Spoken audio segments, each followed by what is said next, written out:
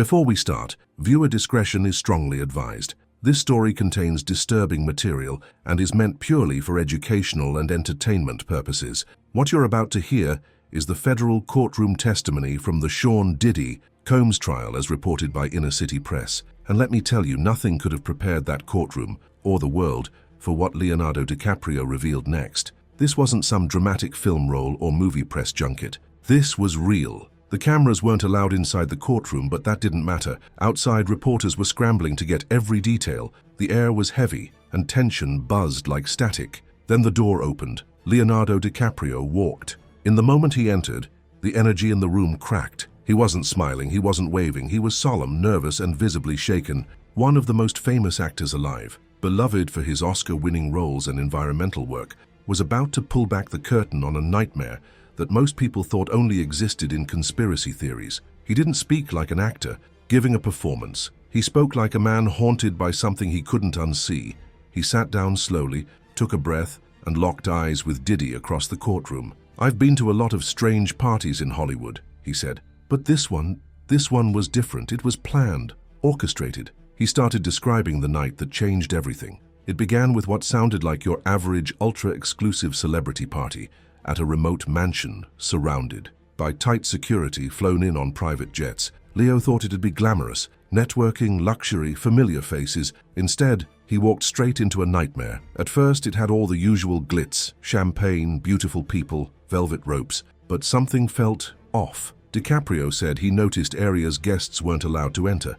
Some people looked too young to even be there. There was a strange heaviness in the air, a vibe that said, "You're not supposed to see this." Then came the part that made jaws drop in the courtroom. There was a back room, he said. "I wasn't supposed to see it, but the door was cracked open." He glanced in, and what he saw changed everything. Cameras, a line of people, Diddy standing there, giving directions. It wasn't a party anymore, Leo said. It felt organized, dark, like something was being staged. That moment sent the entire courtroom into chaos. The judge had to call for a recess because the gallery couldn't contain itself. Reporters flew out of the room, fingers flying over keyboards. Diddy's legal team scrambled, visibly rattled, and that was only the beginning. When the court resumed, DiCaprio returned to the stand. This time he looked even more resolved. Whatever fear had held him back before, he'd pushed through it now. He looked straight at the jury. "When I saw that room," he said, "I didn't know if it was illegal, but I knew it wasn't right." He talked about a girl, barely 20 years old,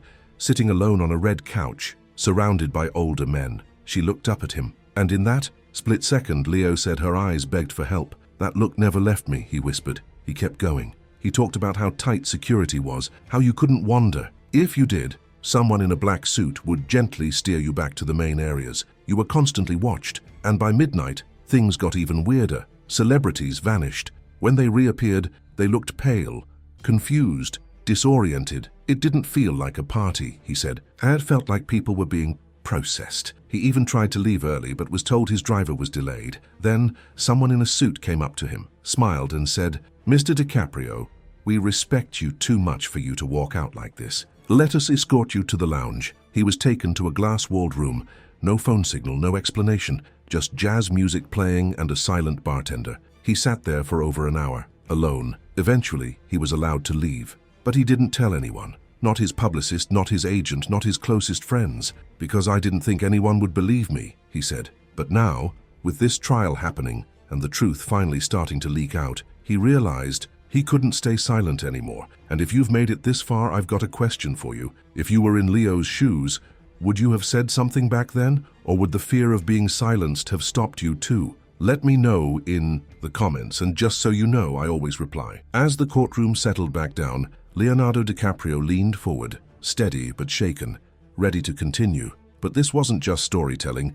This was him ripping off a bandage that had been holding back years of buried guilt, confusion, and fear. The prosecutor asked how Diddy reacted to seeing him that night in the back room, and that's when Leo said everything changed. "He saw me," Leo said, "just for a second, but it was the way he looked at me, like he was filing me away, like I'd seen something I wasn't supposed to. And after that, everything started to shift. Film rolls dried up, phone calls stopped. People who used to be warm with him suddenly grew cold, distant. It was like something or someone had quietly pushed me out of certain rooms." He described seeing other party guests again at galas, award shows, even red carpets, and they all gave him the same strange look, like they all shared a secret none of them dared say out loud. It wasn't paranoia, it was recognition. He started having nightmares, not about the glamour of Hollywood, but about that house, that room, that terrified girl on the red couch. At first I tried to convince myself it was just a weird party, he said, but then the stories started surfacing.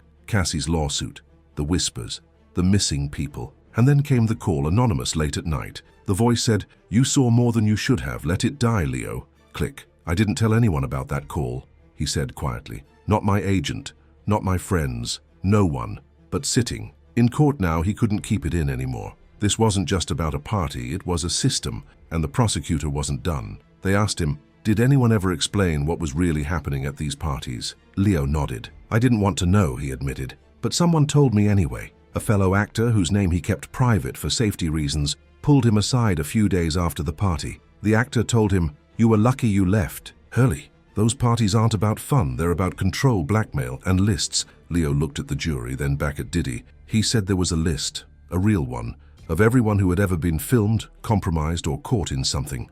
They couldn't explain, and that list was used to keep people quiet. He paused, then added, "That's how favors got traded in Hollywood, not with money, with silence." And as he pieced things together, Leo started noticing something chilling. More and more people he knew, actors, producers, even influencers, were suddenly orbiting around Diddy. People who normally wouldn't mix were suddenly helping his projects, backing him publicly. It was like he had dirt on everybody, Leo said, and no one wanted to cross him. But the part that made jaws clench in court came when he talked about the house. It wasn't just a party pad. It had been renovated for secrecy. According to Leo, he saw blueprints in a private group chat of concerned industry insiders. The mansion had hidden rooms, surveillance equipment, and floors no guest was meant to see. And that night, that party, it wasn't about socializing. It was a surveillance op. They wanted to see what people would do when they thought no one was watching, Leo said. But someone was always watching. The judge called for another recess. Diddy sat still, jaw tight, not moving a muscle. But his eyes said everything. He was losing control. And let me ask you something. If Hollywood really does run on secrets, how many people do you think are still holding theirs? Drop your thoughts in the comments. I'll be in there, replying. Court resumed after the break. But the tension hadn't eased. If anything, it had thickened. Every person in that room now saw Leonardo DiCaprio differently. Not just as an actor, but as someone who had witnessed a system that most people only whispered about in hushed conversations. The prosecution's next question turned the air electric. "Mr. DiCaprio, did you ever come across someone who seemed to be held against their will?" Leo went still for a second. Then he nodded, slowly. "I was just trying to find a bathroom," he said. His voice was softer now, almost like he was reliving it in real time. "I wandered further than I should have, and that's when I heard crying." He described a narrow, dim hallway below the main floor of Diddy's estate, the kind of hallway that didn't look like it was made for guests, lined with storage doors and low lights. At the very end was a small room with tinted glass. "I saw a girl in there," Leo said. "She was sitting on the floor, knees pulled to her chest.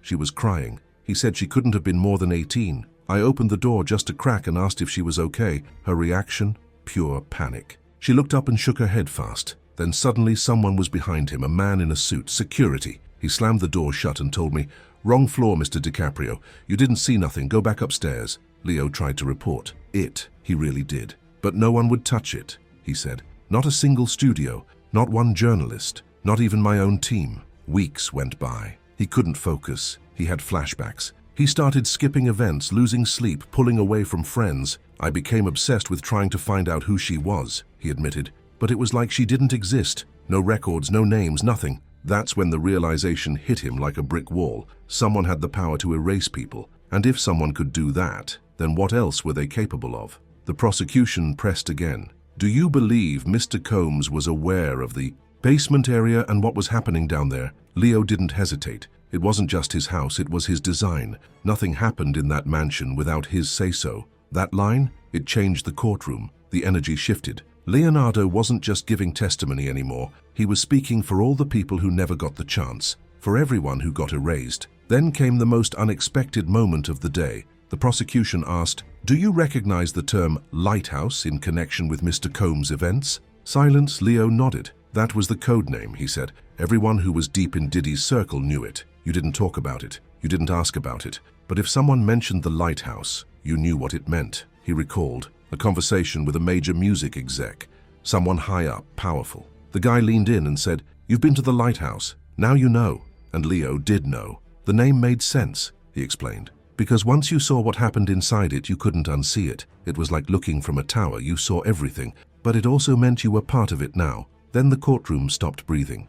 The prosecution asked, "Have you ever seen Diddy interact with any high-level political figures at these events?" Leo exhaled slowly and said it, "Barack Obama." The gasp was instant. Reporters nearly dropped their pens. "I never saw Obama at the mansion," Leo clarified. "But I saw him interact with Diddy at fundraisers, after-parties, campaign events, and one time I saw Diddy hand something to someone from Obama's circle, an envelope, discreet but deliberate." He quickly added, "I'm not saying Obama was involved in anything illegal, but at that level it's hard to believe you didn't at least hear the whispers." And then he shared something that made the entire jury freeze. At a 2016 fundraiser, someone joked, "Don't let Diddy bring the lighthouse to DC." Everyone laughed, except Obama. He just smiled and walked away. And just like that, this trial wasn't just about Hollywood anymore. It was about power, real power. And before we go on, what do you think the lighthouse really was? A metaphor? A code?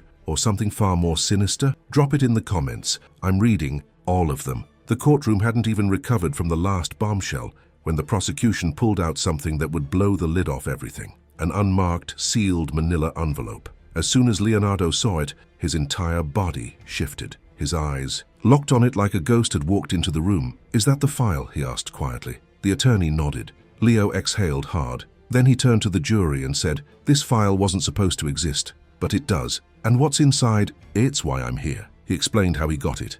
Back in 2019, from someone who looked like she was running for her life. A former assistant to a big-name record executive. She showed up trembling, handed him the envelope and said, "If I disappear, give this to someone who can't be silenced." Leo asked her, "Why me?" She looked him dead in the eye and said, "Because you still have a soul." Inside that envelope were screenshots, DMs, transcripts from parties, logs from security teams, names, dates. Most of it had never been seen by the public. He didn't reveal all the names in court. Some were still trying to live normal lives, and some were clearly too scared to ever speak. But there was one person he did talk about. Her name was redacted, but Leo called her Hope. She was trafficked through this circle, he said, held for 3 months, and the only reason she escaped was because someone with a conscience broke the rules. He then read a line from one of her messages, his voice cracking as he did it. "If anyone ever learns what he did to us, they'll bury him, but they'll bury us too. I just want someone to say it out loud, even if no one believes it." And that's exactly what Leo was doing, saying it out loud under oath for the world to hear. The things that happened at those parties, he continued, they weren't just parties. They were machines. Machines of control, surveillance, and silence. He paused, looked the judge right in the eyes and said, "This man built his empire not just on music, but on fear. Fear of speaking. Fear of losing everything. Fear of being next." And then he delivered a line that no one in that room would forget. "The man can dance, but it's the shadows that move with him. You need to watch those." The judge called for a short recess, but no one moved.